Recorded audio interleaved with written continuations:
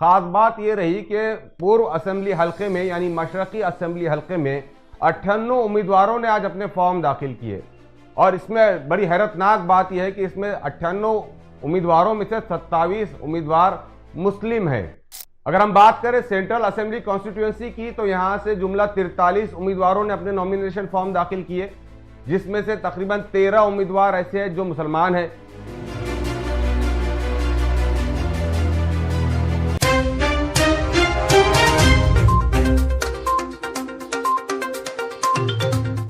अस्सलाम वालेकुम, आप देख रहे हैं एशिया एक्सप्रेस टीवी। मैं हूं शारिक नक्शबंदी। आगे बढ़ने से पहले आपको बता दें कि हम अपने अखबार के जरिए भी रोज़ाना आपसे मुलाकात करते हैं और डिजिटल प्लेटफॉर्म यानी एशिया एक्सप्रेस टीवी के जरिए भी हर खबर से अपडेट करने की आपको कोशिश करते रहते हैं।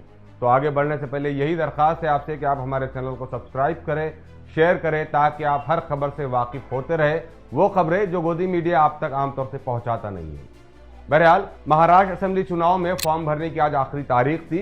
इस वक्त पूरे महाराष्ट्र में औरंगाबाद की असेंबली सीट सबसे हॉट समझी जा रही है, क्योंकि यहां पर मजलिस इत्तेहादुल मुस्लिमीन के महाराष्ट्र के सदर व एक्स MP इम्तियाज जलील इंतखाबात में हिस्सा ले रहे हैं। औरंगाबाद शहर में 3 असेंबली कॉन्स्टिट्यूंसी आती है, एक सेंट्रल कॉन्स्टिट्यूंसी है, एक ईस्ट कॉन्स्टिट्यूंसी है और एक वेस्ट असेंबली हल्का है। इन तीनों में से मजलिस इत्तेहादुल मुस्लिमीन ने 2 सीटों पर अपने उम्मीदवार उतारने का फैसला किया है। आइए सबसे पहले बात करते हैं औरंगाबाद ईस्ट यानी मशरिकी, जिसे हिंदी में पूर्व असेंबली हल्का कहा जाता है। यहां से मजलिस के उम्मीदवार इम्तियाज जलील मैदान में है। इनका मुकाबला बीजेपी के अतुल सावे से दिखाई दे रहा है, जबकि मजलिस से नाराजगी के बाद डॉक्टर अब्दुल गफ्फार कादरी ने भी अपना नॉमिनेशन फॉर्म दाखिल किया है। आइए अब आपको बताते हैं कि इस कॉन्स्टिट्यूंसी की आज खास बात क्या रही।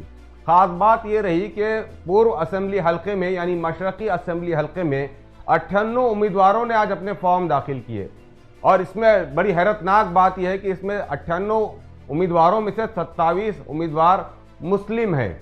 इस सिलसिले में इम्तियाज जलील ने कहा कि वो सब जानते हैं कि मजलिस की क़यादत और इम्तियाज जलील को खड़ा करने के लिए किसके इशारे पर इतने सारे मुस्लिम समाज के उम्मीदवारों को खड़ा किया गया। उन्होंने अतुल सावे पर सीधा इल्ज़ाम लगाया कि पैसा देकर उनके खिलाफ उम्मीदवारों को खड़ा किया जा रहा है, इसलिए कि अतुल सावे ये समझ चुके हैं कि इस मर्तबा उनकी हार तय है। अगर हम बात करें सेंट्रल असेंबली कॉन्स्टिट्यूएंसी की तो यहां से जुमला 43 उम्मीदवारों ने अपने नॉमिनेशन फॉर्म दाखिल किए, जिसमें से तकरीबन 13 उम्मीदवार ऐसे हैं जो मुसलमान हैं। यहां से मजलिस इत्तेहादुल मुस्लिमीन के उम्मीदवार नासिर सिद्दीकी अपनी किस्मत आजमा रहे हैं, जिनका सीधा मुकाबला महायुति के उम्मीदवार प्रदीप जायसवाल से होने की उम्मीद की जा रही है। जबकि इसी कॉन्स्टिट्यूएंसी से वंचित बहुजन आघाड़ी के जावेद कुरैशी भी मैदान में है और यहां से तकरीबन 13 मुस्लिम उम्मीदवार मैदान में हैं। मजलिस इत्तेहादुल मुस्लिमीन के महाराष्ट्र सदर व एक्स MP इम्तियाज जलील ने चुनावी प्रोसेस से पहले महाविकास आघाड़ी को कई मरतबा तहरीरन यानी रिटर्न में ये लेटर भेजा कि वो उनके साथ आने के लिए तैयार है, इसलिए कि मजलिस इत्तेहादुल मुस्लिमीन का भी सीधा कहना है कि वो बीजेपी और महायुति सरकार को महाराष्ट्र असेंबली से दूर रखना चाहती है। लेकिन पूरे इलेक्शन प्रोसेस के दौरान महाविकास आघाड़ी ने मजलिस इत्तेहादुल मुस्लिमीन की कोई बात नहीं सुनी, जिसके बाद मजलिस को ये फैसला लेना पड़ा कि वो महाराष्ट्र में 15 सीटें यानी 15 उम्मीदवार मैदान में उतारेंगे।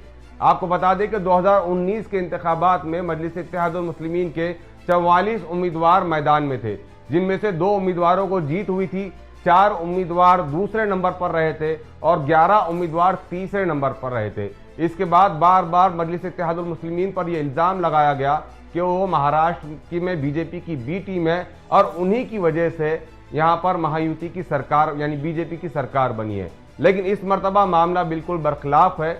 मजलिस इत्तेहादुल मुस्लिमीन की आला क़यादत ने बहुत सोच समझ कर फैसले लिए हैं और सिर्फ 15 उम्मीदवार इस वक्त मैदान में उतारे हैं। अगर इसका परसेंटेज वाइज जायजा लिया जाए तो शायद 3% के करीब उम्मीदवार मजलिस इत्तेहादुल मुस्लिमीन ने मैदान में उतारे हैं, जिनमें से 2 उम्मीदवार दलित समाज से आते हैं और 13 उम्मीदवारों का ताल्लुक मुसलमानों से है। इस तरीके से मजलिस इत्तेहादुल मुस्लिमीन ने 288 महाराष्ट्र की असेंबली कॉन्स्टिट्यूंसीज में से सिर्फ 15 उम्मीदवार मैदान में उतारे हैं। एमआईएम के जिम्मेदारान का कहना है कि इस मरतबा 2024 में वो महाराष्ट्र असेंबली में किंग मेकर का किरदार अदा कर सकते हैं, इसलिए कि महाविकास आघाड़ी को कहीं ना कहीं सीटों की ज़रूरत पड़ेगी और शायद 23 नवंबर को मजलिस इत्तेहादुल मुस्लिमीन के जीते हुए MLAs के सहारे ही वो महाराष्ट्र में असेंबली अपने महाराष्ट्र में अपनी सत्ता बना पाएगी। तो ये था महाराष्ट्र चुनाव से मुतालिक एक अहम अपडेट जो हमने आप तक पहुंचाने की कोशिश की है। खासतौर से औरंगाबाद कॉन्स्टिट्यूंसी के तमाम हालात से आपको वाकिफ करवाया है, और भी कॉन्स्टिट्यूंसी से मुतालिक जो जो खबरें आएगी हम आपको अपडेट करते रहेंगे। शुक्रिया।